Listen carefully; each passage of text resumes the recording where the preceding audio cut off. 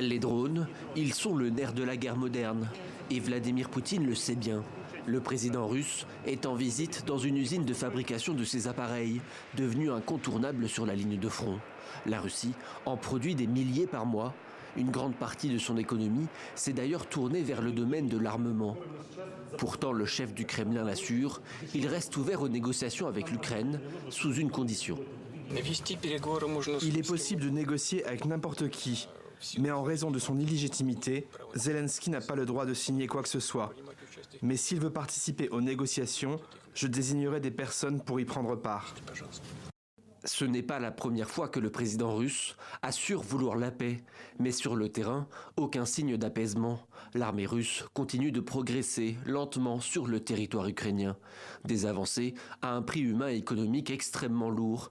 Depuis plusieurs jours, l'Ukraine cible sur le territoire russe des raffineries. Dans la nuit, des drones ukrainiens ont frappé celle de la région de Nijni Novgorod, la 4e plus grande raffinerie du pays. Le Kremlin a répliqué par des frappes. L'ennemi a lancé une attaque de missiles contre une des entreprises agroalimentaires de la région.